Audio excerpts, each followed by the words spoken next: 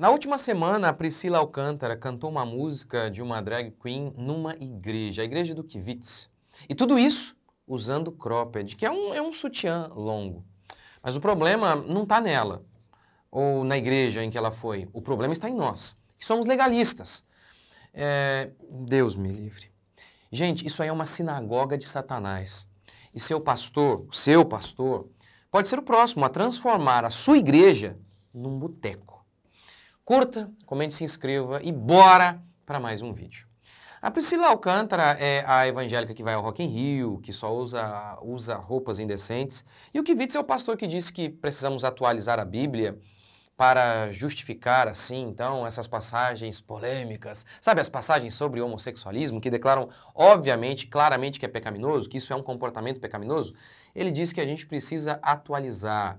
Ele também falou sobre um discurso uma vez, num discurso ele falou sobre o sêmen de Jesus. Assim, para ser bem generoso, é no mínimo uma fala desastrosa.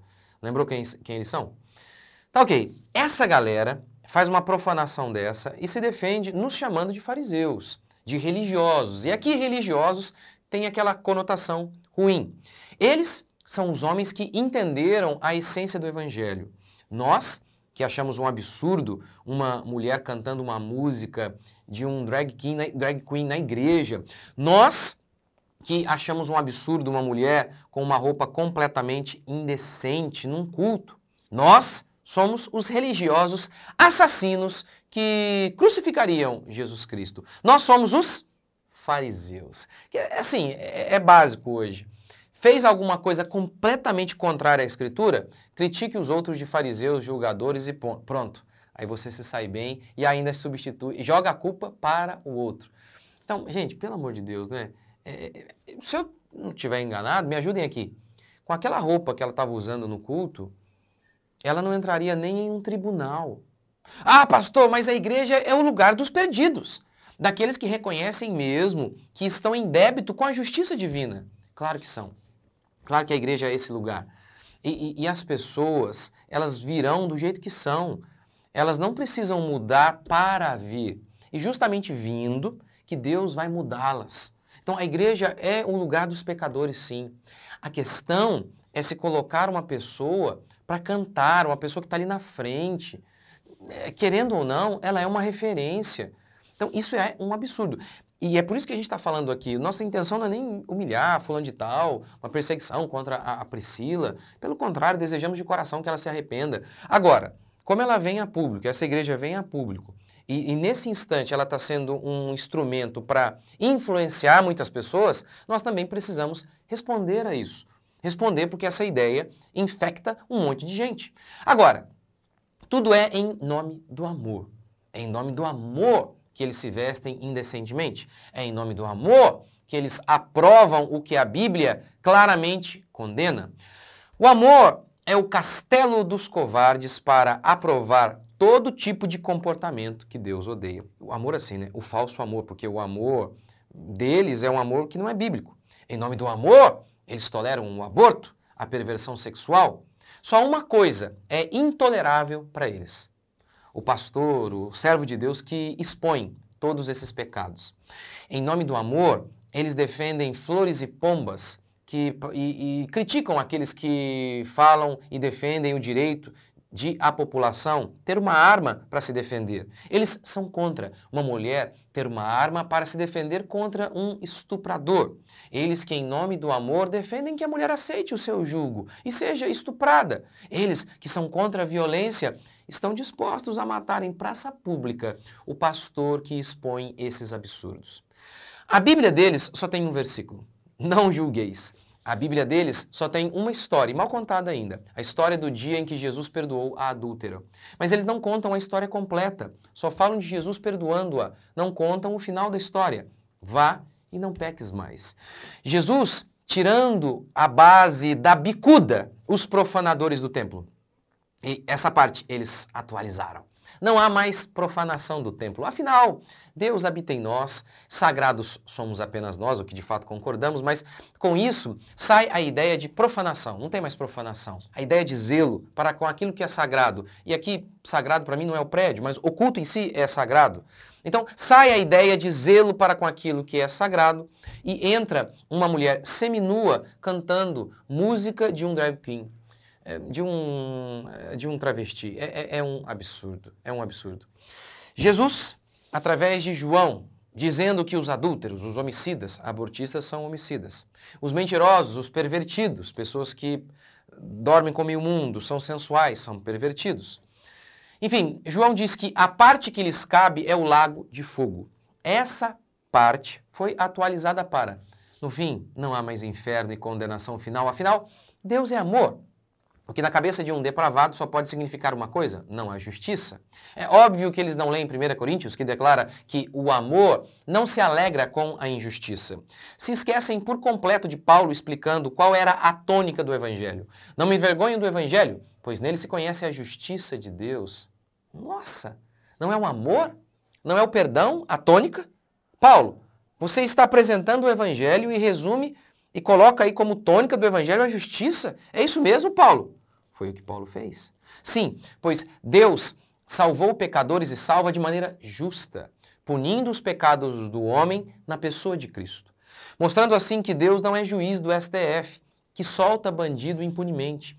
Que Deus é justo e todo pecado será punido. Nenhuma bala roubada terá um Deus fazendo vista grossa.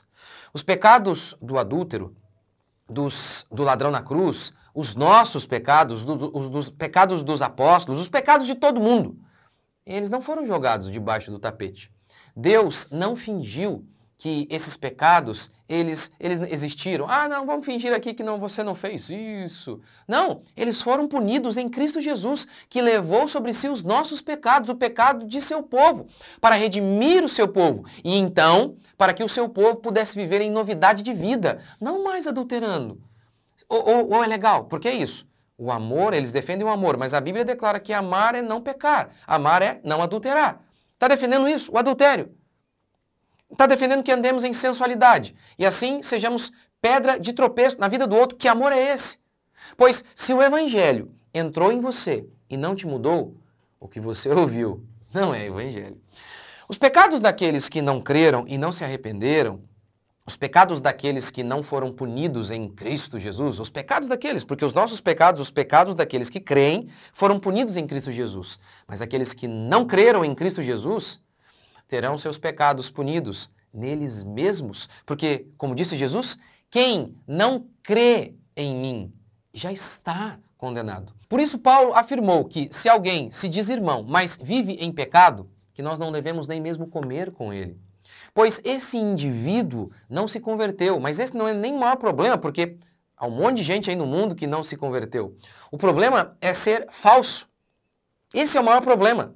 É terrível isso. É alguém que se diz cristão, mas tem um comportamento de ímpio.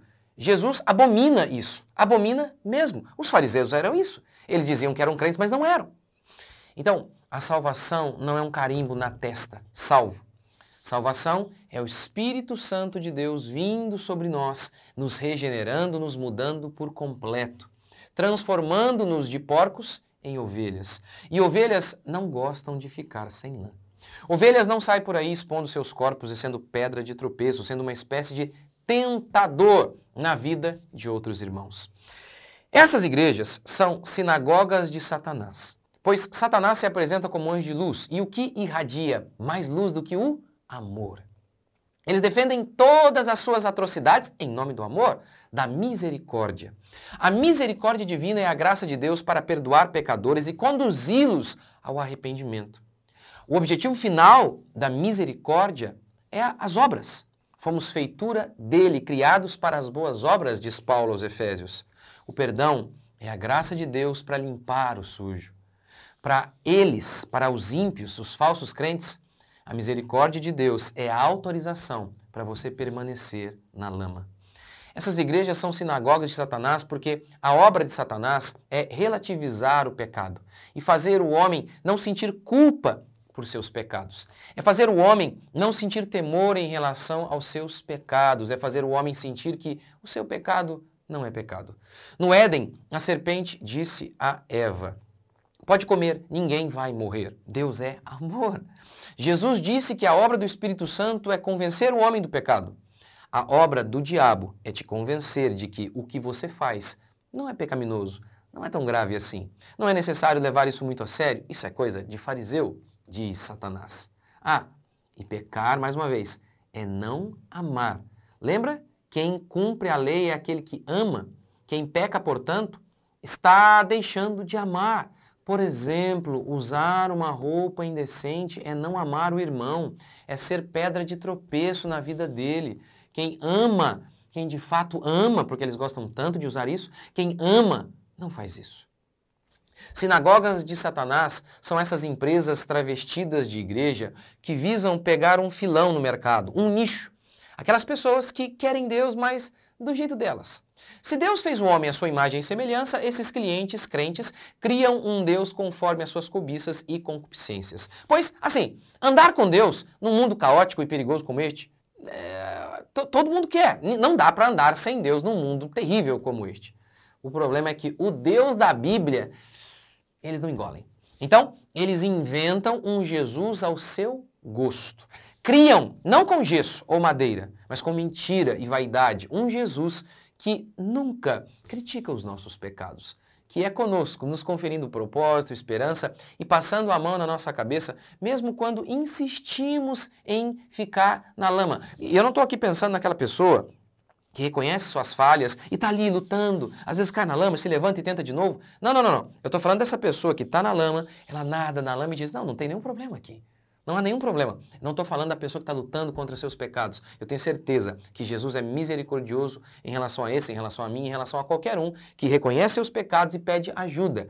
O problema aqui é que eles não estão pedindo ajuda não para mudar as suas vestimentas, a sua fala. Não, não, não, não, tá tudo certo. É assim mesmo, eu quero Jesus e quero continuar aqui na lama e aqui é o meu lugar.